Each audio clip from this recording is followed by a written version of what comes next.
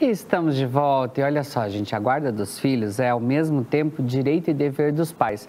Utilizar-se do termo guarda para designar vigilância, proteção e cuidado.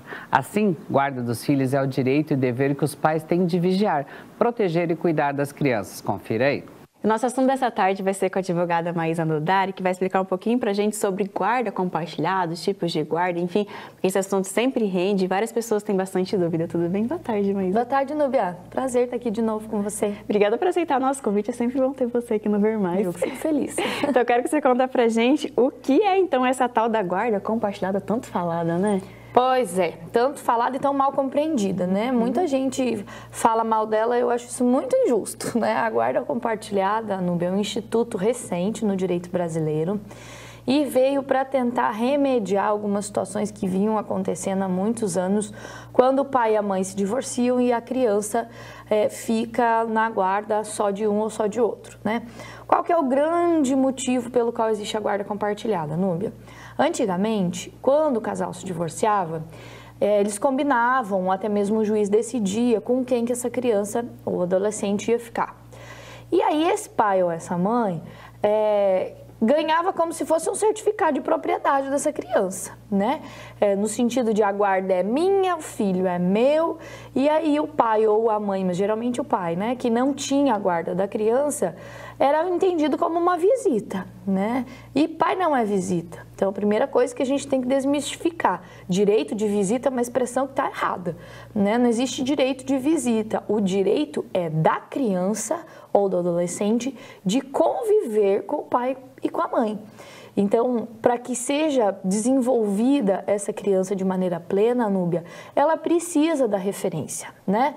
Das duas pessoas, sejam um pai ou uma mãe, ou às vezes essa guarda é dividida com a avó, com o vô, né? Então, o que é a guarda compartilhada? A guarda compartilhada é um compartilhamento de deveres em relação a essa criança ou adolescente. Porque o que acontecia?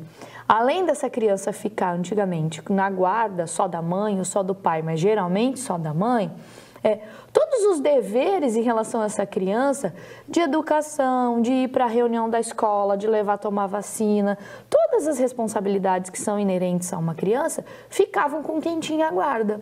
E a pessoa que não tinha a guarda se limitava a visitar.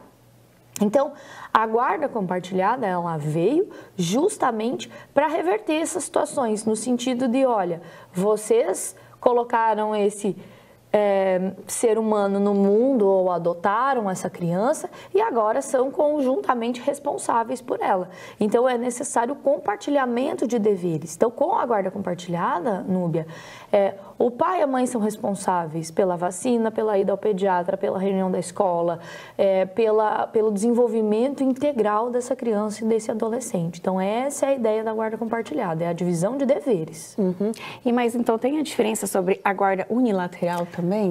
Tem total diferença. Por quê? Porque na guarda unilateral, apenas uma das pessoas que tem a guarda exerce, entre aspas, né, todas as funções em relação a essa criança, né?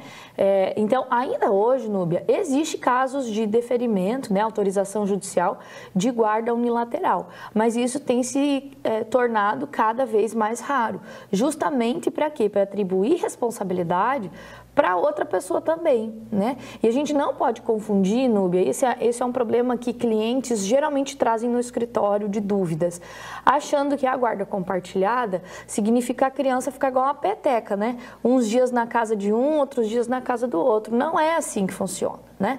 Essa criança ou adolescente pode ficar morando só com a mãe ou só com o pai, mas o que vai acontecer é que esse direito à convivência vai ser ampliado. Então, um grande medo das pessoas quando nos procuram no escritório é pedir a guarda unilateral porque quer ficar morando com a criança, né? E a gente precisa desmistificar isso, no sentido de que, ainda que a guarda seja compartilhada, essa criança pode sim ter uma residência fixa, né? Porque a depender da rotina desse casal, né, desse ex-casal, não é interessante que a criança more um pouco na casa de cada um, né? Porque essa criança tem que ter a referência dela, das coisinhas dela, do quartinho dela, do brinquedo, do naninha, né, os ambientes que fazem parte da história dessa criança, né? Então, é até preferível que essa criança tenha uma residência de referência, mas que o pai e a mãe compartilhem os deveres sobre essa criança e ampliem o direito dela de conviver com esse pai e com essa mãe.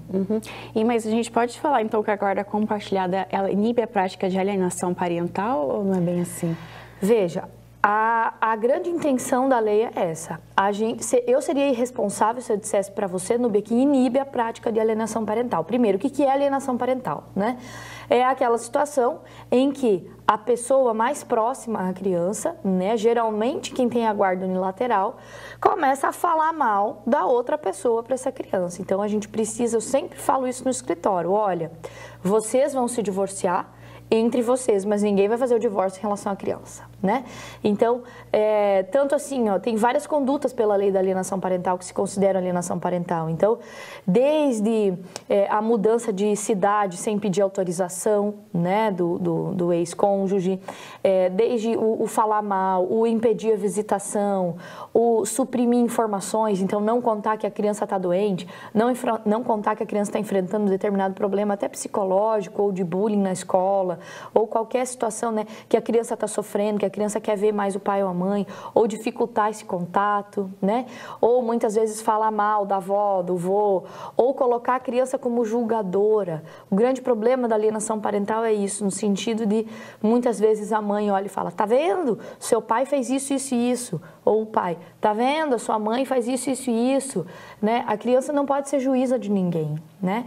Então, quando a gente estabelece a guarda compartilhada, Núbia, e essa criança amplia a sua convivência, lembrando que o pai que não tem a guarda, ele não é visita, né?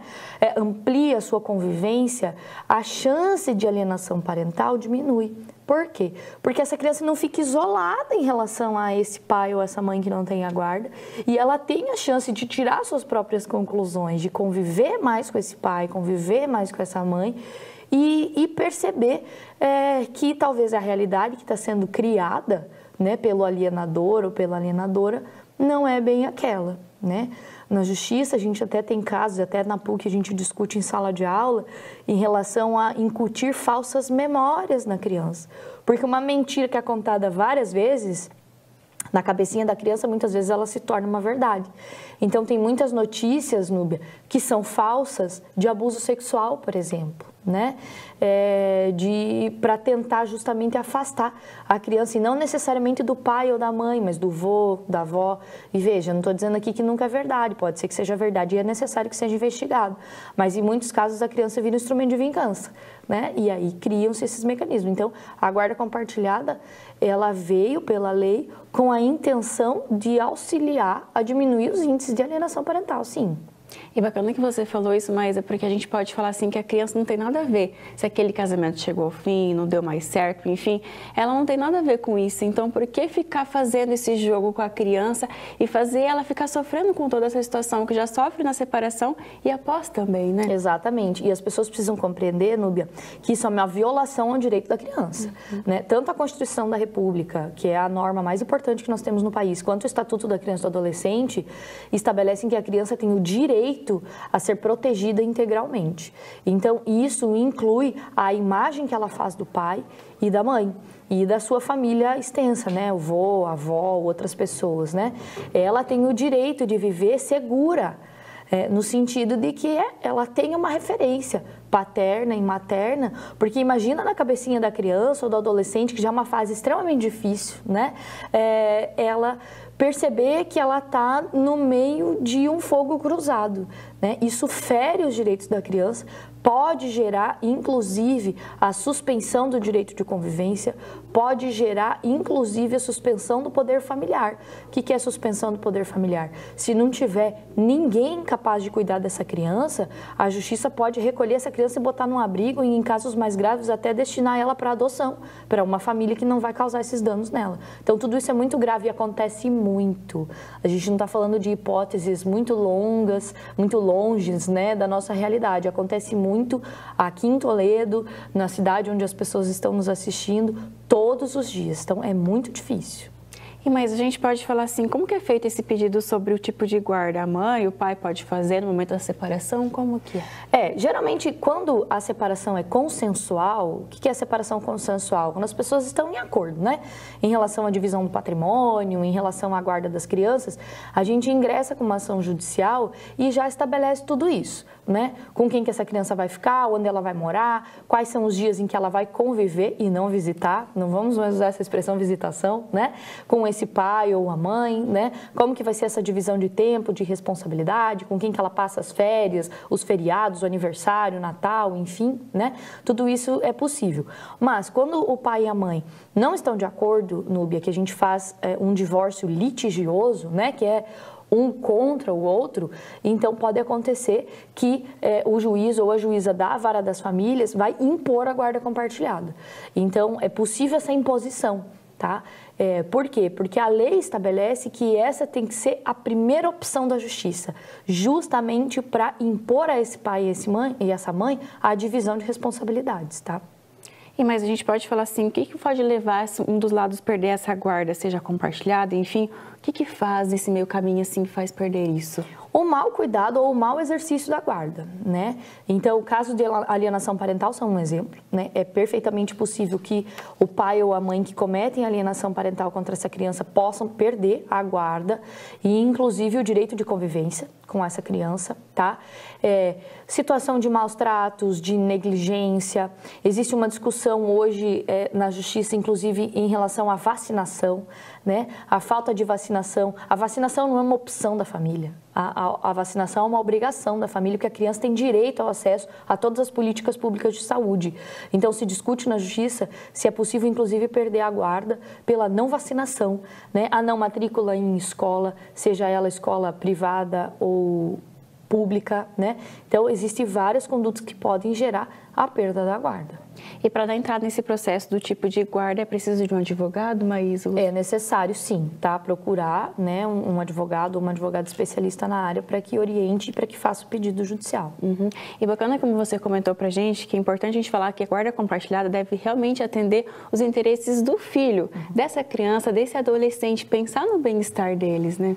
A gente tem que trocar as lentes, sabe, Núbia? Muitas vezes as famílias olham para essa guarda com a lente que filtra isso como sendo um direito do pai ou da mãe. Não, joga esse óculos fora, coloca outro e que a lente mostre que o direito é da criança, tá? Ou do adolescente. É sempre o que é melhor para a criança, porque a lei protege um lado e a lei protege quem? Quem é vulnerável, quem precisa de proteção. O pai e a mãe já são grandes, que se entendam, né? Então, a legislação protege o interesse da criança ou do adolescente. Uhum. Mas no caso, então, de guarda compartilhada, é preciso pagar pensão também? Porque esse assunto, às vezes, gera bastante dúvida. Gera. É uma pergunta que eu ouço com frequência no escritório.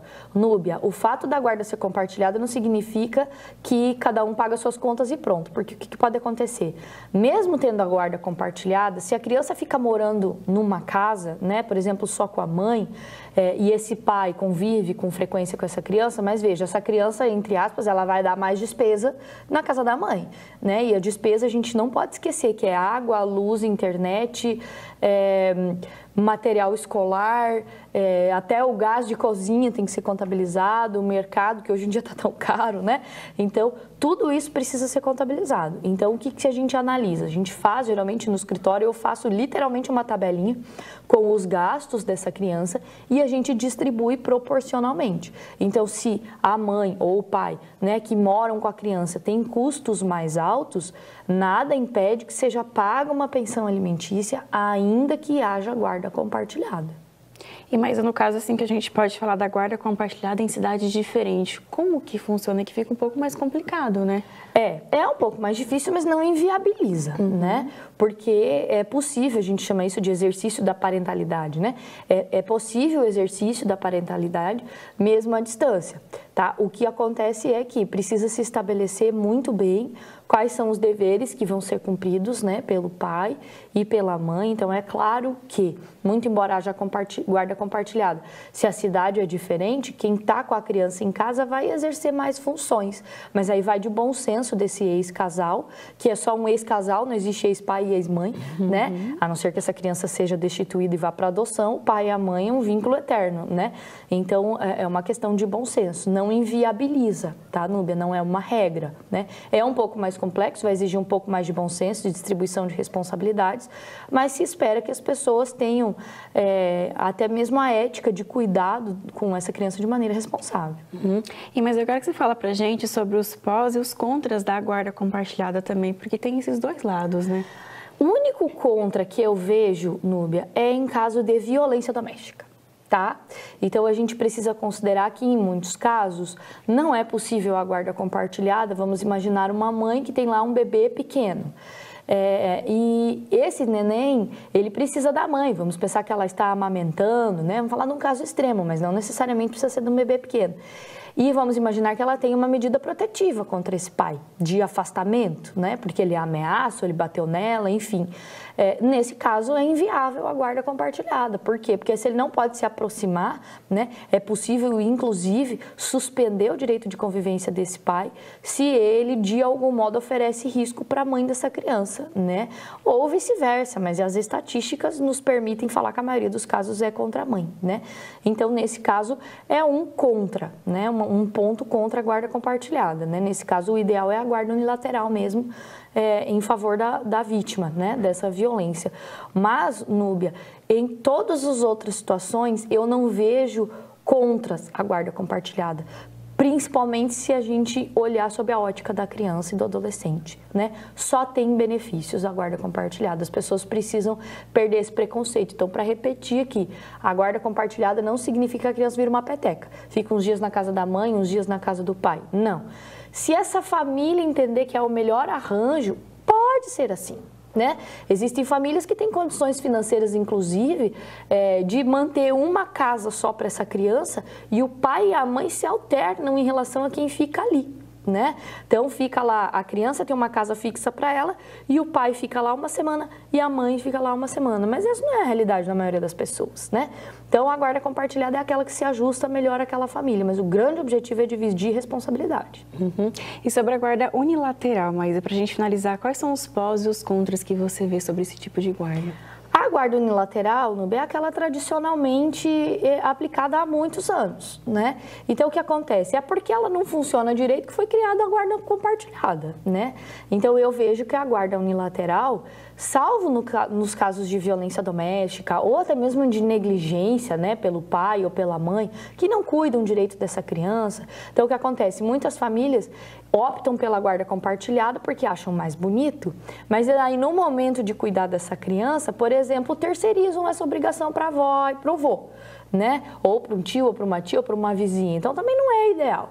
Então, quando a guarda compartilhada ela não é exercida com responsabilidade, então é melhor que essa criança fique aos cuidados só de um ou só de outro e que haja, entre aspas, né, a visitação desse pai ou dessa mãe que não tem a guarda, né? Lembrando, o termo correto é a convivência mais restrita em relação a essa pessoa que não é responsável com essa criança, né? Mas o ideal é sempre a guarda compartilhada. Mas eu quero te agradecer por explicar um pouquinho mais pra gente sobre guarda compartilhada, enfim, essas várias dúvidas que surgem também. E se às vezes algum pai, alguma mãe ficou com alguma dúvida, pode te mandar mensagem também no seu Instagram de prof, né? Isso, pode ficar à vontade, tô lá, @prof Maísa Nodari, me coloco à disposição, né, para esclarecer eventuais dúvidas.